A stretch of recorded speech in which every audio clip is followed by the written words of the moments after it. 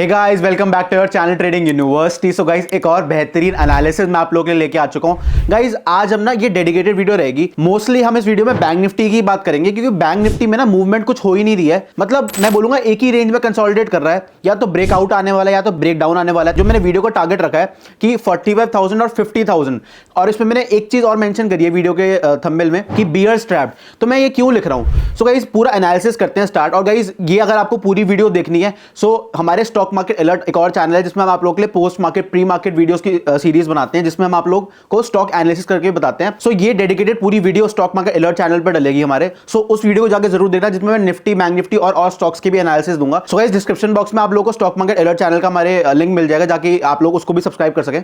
So guys, सीधे चलते हैं चार्ट के ऊपर। सो गाइस, अभी मैंने क्या कर रखा है, अभी मैंने 15 मिनट्स पे ना एचडीएफसी बैंक का चार्ट खोल रखा है आप लोगों के लिए। अब ना 15 मिनट पे मैं टाइम फ्रेम जो इसमें हम यूज कर रहे हैं, टाइम फ्रेम 15 मिनट पे चार्ट लगा रखा है। ठीक है, 15 मिनट के टाइम फ्रेम पे चार्ट लगा रखा है।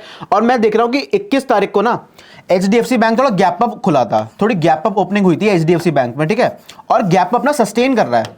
गैप अप सस्टेन इसलिए कर रहा है कि ये वाली जो लाइन है ना आपकी, ये वाला जो आपका लेवल है 1438 का, ठीक है, बार बार इस लेवल से ना बाइंग आ रही है।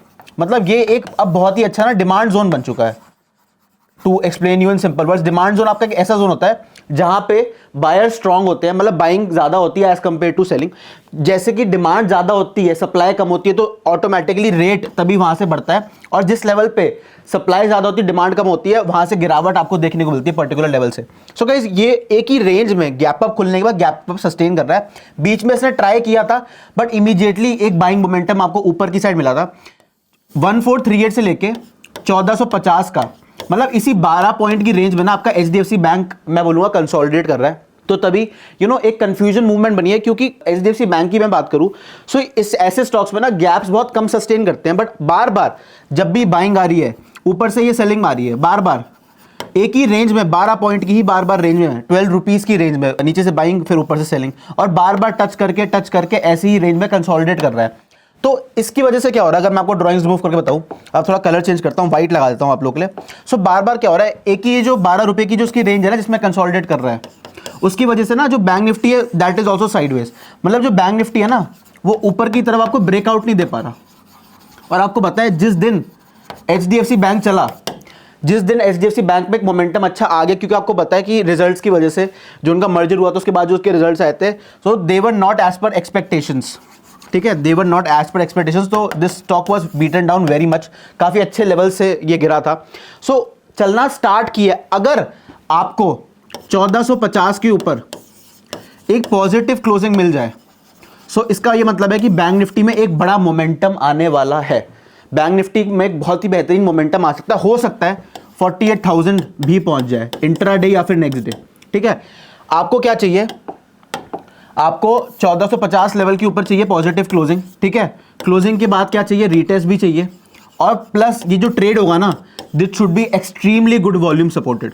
बहुत ही बेहतरीन हमें इसमें वॉल्यूम चाहिए गाइस।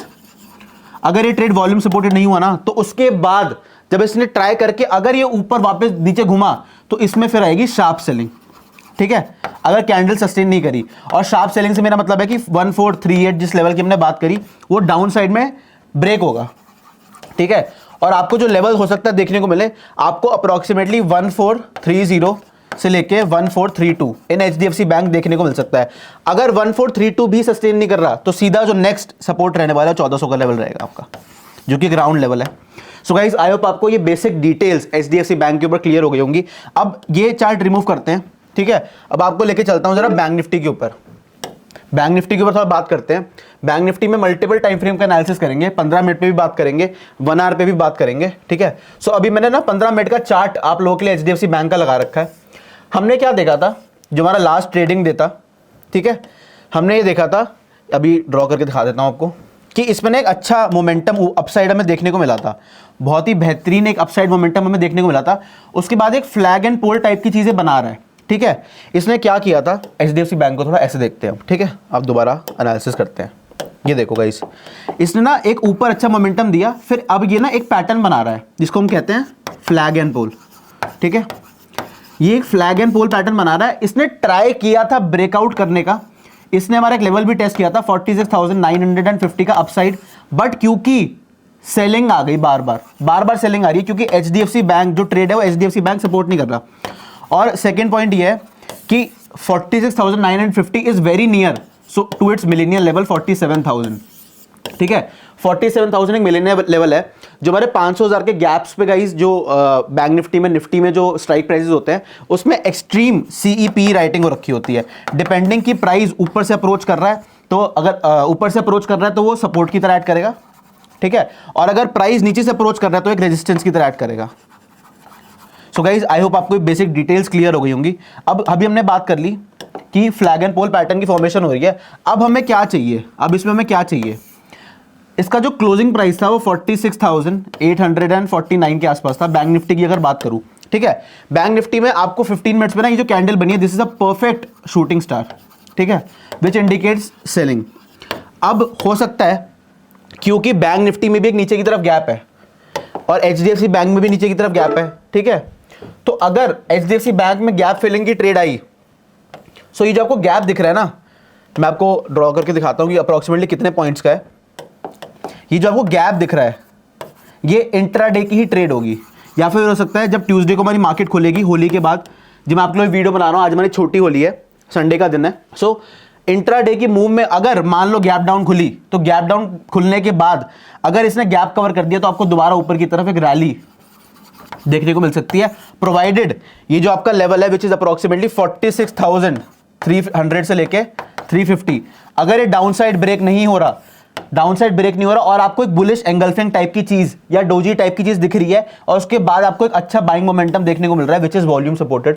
सो हो सकता है इंट्राडे में पूरा गैप कवर कर दे गैप डाउन खुल के, क्योंकि गाइस अगर मैं बात करूं कि कितने पॉइंट्स का ये गैप है, अप्रोक्सीमेटली मैं बताऊं आपको 46,700, सो अप्रोक्सीमेटली 300 से लेके 315 पॉइंट का गैप है बैंक निफ्टी में। ये पता है गैप उसी दिन क्रिएट हुआ है जिस दिन, जो अभी हमने बात करी HDFC बैंक की, जिस दिन HDFC बैंक गैप अप खुल के सस्टेन कर रहा है, जो मैं आपको लेवल बताया था 1432 का। सो गाइज आई होप आपको डेटा क्लियर हो गया होगा HDFC बैंक में। अब गाइज कुछ इंपॉर्टेंट लेवल्स के बारे में बात कर लेते हैं जो बैंक निफ्टी में रहने वाले हैं। सो अगर मैं बात करूं फर्स्ट सपोर्ट की, पहले सपोर्ट्स की बात कर रहे हैं। सपोर्ट आपका क्लोजिंग प्राइस था 46,850 का बैंक निफ्टी का। ठीक है, जो आपका फर्स्ट सपोर्ट रहने वाला है 15 मिनट्स टाइम फ्रेम पे, वो रहेगा 46,745। ठीक है, इंट्राडे लेवल्स बता रहा हूं बैंक निफ्टी में। ठीक है, अगर ये टूटा तो सेकंड सपोर्ट आपका रहने वाला है 46,590 का। ठीक है, जो आपका थर्ड सपोर्ट रहेगा ना गाइस, वो सीधा गैप फिलिंग की ट्रेड आएगी विच इज अप्रोक्सीमेटली 46,355, जो कि मैं आपको लेवल बताया था। सो गाइस आई होप आपको ये सपोर्ट्स का इंट्राडे बेसिस पे ये चीज क्लियर हो गई होगी। इनको नोट डाउन कर लेना गाइस अच्छे से, मेमोराइज भी कर लेना। पहला सपोर्ट आपका रहने वाला है 46,745 का, सेकेंड सपोर्ट आपका रहने वाला है 46,590 का, जो आपका थर्ड सपोर्ट रहने वाला है वो रहेगा 46,355 का। गाइज अगर मैं रेजिस्टेंसेस की बात करूं, कि अप साइड में क्या रेजिस्टेंसेस रहने वाली है, उसके लिए हमें एक छोटा सा काम करना पड़ेगा, हल्का सा हमें चार्ट ऊपर की तरफ मूव करना पड़ेगा। सो गाइज जो आपकी इमीडिएट फर्स्ट रेजिस्टेंस रहने वाली है ना, अगर आपका ब्रेकआउट आया, सो इमीडिएट फर्स्ट रेजिस्टेंस आपकी सीधा 47,000 का राउंड लेवल रहेगा। ठीक है, खाली 150 पॉइंट दूर है, पहली रेजिस्टेंस आपका 47,000 का लेवल रहेगा। गाइस जो आपकी सेकंड रेजिस्टेंस रहने वाली है वो 47,214 की रहेगी, और जो आपकी थर्ड रेजिस्टेंस रहेगी, अगर ये इसके ऊपर 47,214 के ऊपर आपको एक अच्छा बाइंग मोमेंटम मिल रहा है, कैंडल सस्टेन कर रही है, which is the main point. Candle sustain करनी चाहिए भैया, 47,214 के ऊपर कैंडल सस्टेन करनी चाहिए, नहीं करी तो दोबारा शार्प सेलिंग देखने को मिलेगी। हो सकता है फिर 47,000 भी सस्टेन ना करे अगर यहां से शार्प सेलिंग आई। थर्ड लेवल आपका रहने वाला है 47,500। ठीक है, डाउन साइड लिमिटेड इसलिए है क्योंकि अगर ये गैप फिल हुआ तो मतलब HDFC बैंक गिरना स्टार्ट हो गया। HDFC बैंक में जो हमने गैप की बात करी थी वो डाउन साइड कवर हो रहा है, तभी ये बैंक निफ्टी में गैप कवर होगा। सो गाइस आई होप आपको बैंक निफ्टी में ऊपर की साइड, नीचे की साइड, HDFC बैंक में स्पेशली ऊपर की साइड, नीचे की साइड लेवल्स क्लियर हो गए होंगे। अब गाइस एक काम कर लेते हैं जरा फटाफट से ना, आपको एक बार ICICI बैंक का भी चार्ट लगा के दिखा देता हूं। एक बार ICICI बैंक के बारे में भी फटाफट बात कर लेते हैं। काम करते हैं इसको 1 आवर टाइम फ्रेम पे एनालिसिस करते हैं। सो अगर मैं बात करूं गाइस इसकी ICICI बैंक की, सो ICICI bank is extremely bullish. ठीक है, ICICI bank is extremely bullish. आप देख पा रहे हो इसमें तो सेलिंग सस्टेन ही नहीं कर रही, सो इट इज ट्रेडिंग। अगर मैं 1 डे टाइम फ्रेम पे आपको बताऊं, so it is trading extremely near to its all time high, और जो हमारा टारगेट है वो भी अचीव हो गया है। अगर आपने मेरी HDFC बैंक की वीडियो नहीं देखी, उसमें मैं आपको पैटर्न के अकॉर्डिंग, अभी मैंने 1 डे टाइम फ्रेम पे चार्ट लगा रखा है आप लोगों के लिए। अब ये देखो, अब आपको ड्रॉ करके दिखाता हूं कि कितना बेहतरीन तरीके से इसमें टारगेट अचीव हो रहा है, इसलिए ये होल्ड कर रहा है लेवल। ये हमारा टारगेट का लेवल था अप्रॉक्सीमेटली 1100 का। ये मैंने चार्ट तब का ही बनाया हुआ है जो इसकी डेप्थ थी, डेप्थ के अकॉर्डिंग जब मैंने डेप्थ को ऊपर प्लॉट कर दिया, ये हमारी नेकलाइन है ICICI बैंक की, ठीक है। जब मैंने डेप्थ को ऊपर प्लॉट कर दिया तो हमारा एग्जैक्ट, इसलिए आपको मल्टीपल कैंडल फॉर्मेशंस 1100 के लेवल पे बन रही है, क्योंकि हमारा जो कर्वेचर पैटर्न था उसी का टारगेट है ये, इसलिए बार बार ये इसी रेंज में होल्ड कर रहा है।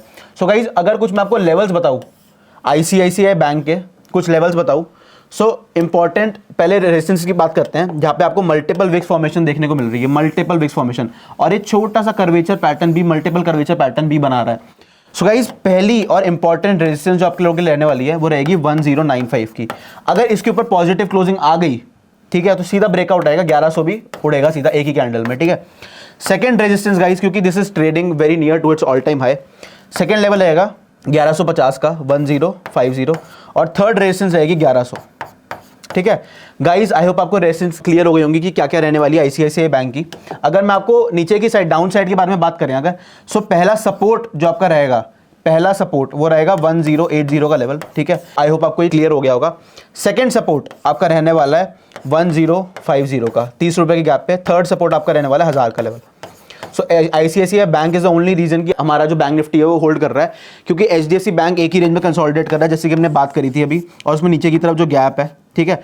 ICICI bank is very near to its all time high, यही ऑल टाइम हाई है ICICI बैंक का, विच इज अप्रॉक्सीमेटली 1114, इतना ही अप्रॉक्सीमेटली इसका ऑल टाइम हाई है।